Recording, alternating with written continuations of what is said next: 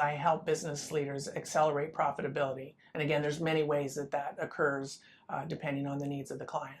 Sometimes I'm brought in more as a consultant and a strategic analyst where I'm looking at the whole company and the systems and processes within that company. Sometimes it's a CEO who often they're very lonely at the top and they just need some leadership development or even just some coaching around developing a more clear vision or how to handle specific employees. Sometimes it's an individual employee or even an entrepreneur who is just needing some help building an infrastructure and clarifying their vision and the strategies and processes to support that. I'm brought in as on a contract basis to really analyze the systems and processes and often the people and the behaviors within those systems and processes and how it's all working together or not working. Usually I'm brought in because some things are not working. Because I'm really looking at everything from 30,000 feet. So an example I can give you is it's often like I'm brought onto a ship and the captain has an idea or a clear vision of how he wants to grow the company or impact the bottom line.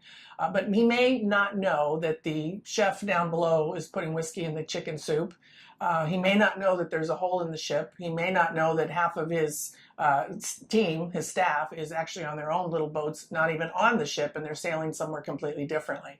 So we're really talking about alignment of systems and processes, strategy, and the people who are there to implement and enforce. So when I say that I'm there to help accelerate profitability, I'm not coming in telling them how to do their job. I know they know most of that, but I'm there to kind of hold up a mirror for them to see the pieces that they may be missing. And then we together figure out what are the next steps.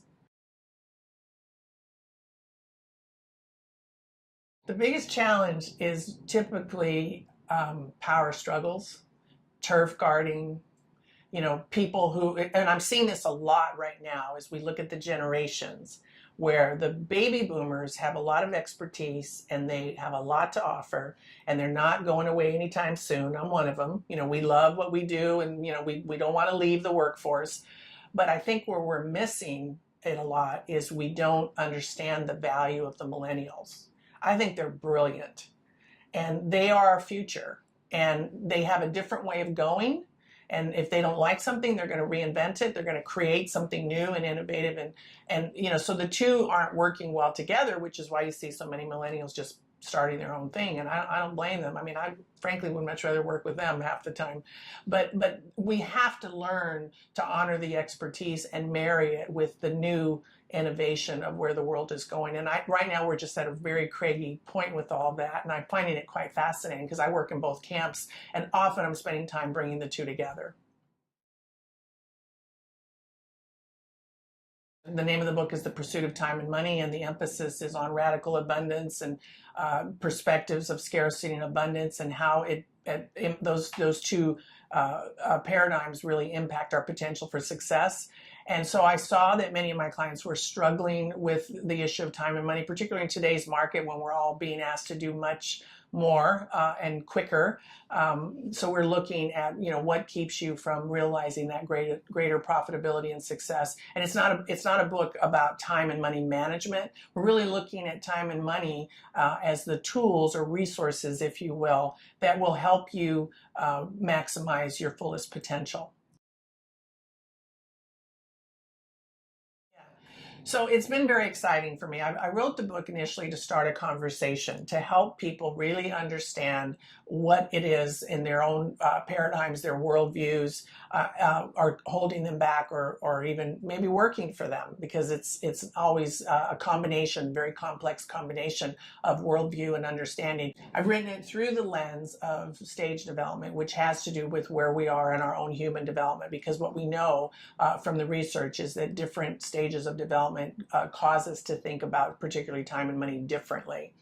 And so what's exciting about that is the people that are reading it are telling me that they're seeing things about themselves that they never realized possible. And they're actually changing the way they're doing many things in terms of how they're accessing and handling those resources. And then if you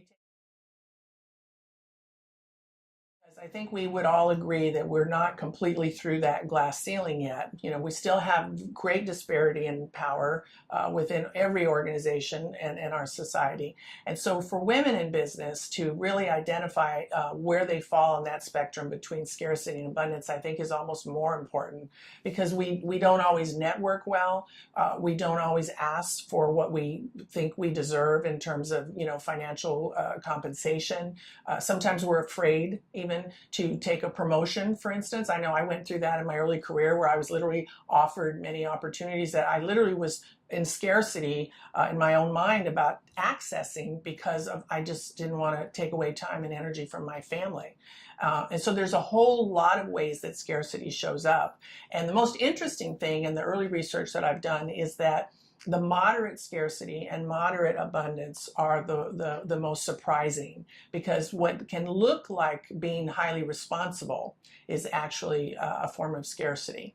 So the example I give of that is the gentleman who was taught to do all the right things and save, and he's saving for his children, for college or retirement or whatever. But he's so worried and scared all the time that he's not enjoying his life or taking his family on vacations or his wife to dinner, and he's kind of missing the trip along the way because he's in fear-based conversations.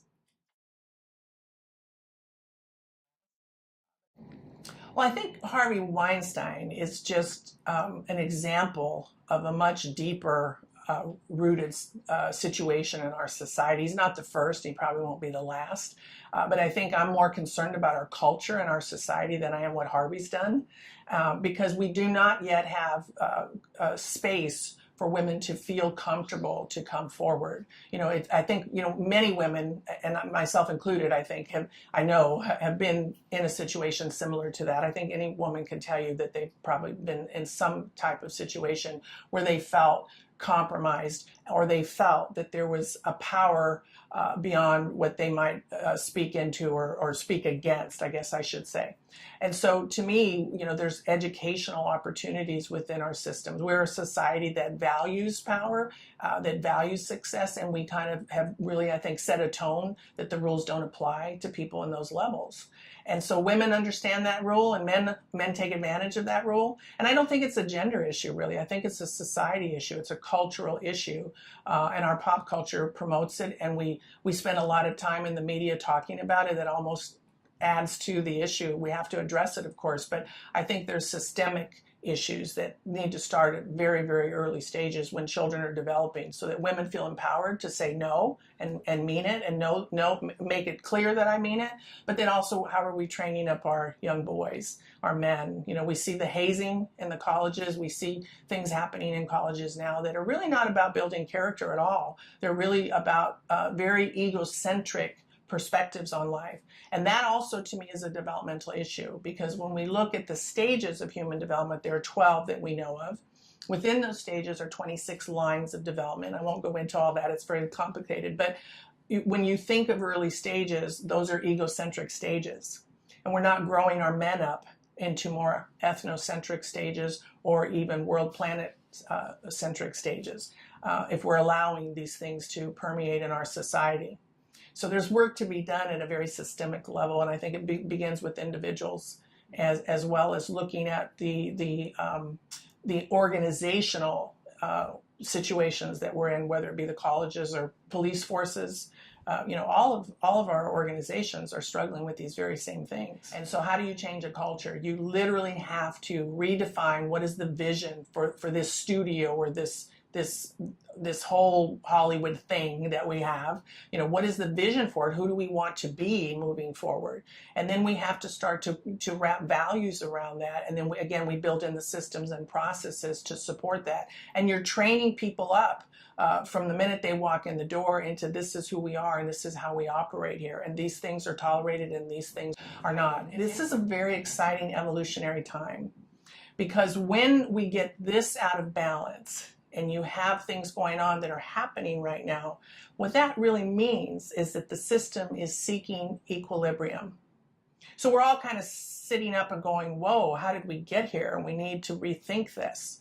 The pendulum swings too far sometimes either way. And so this is an opportunity for us to really say, who do we want to be as a country?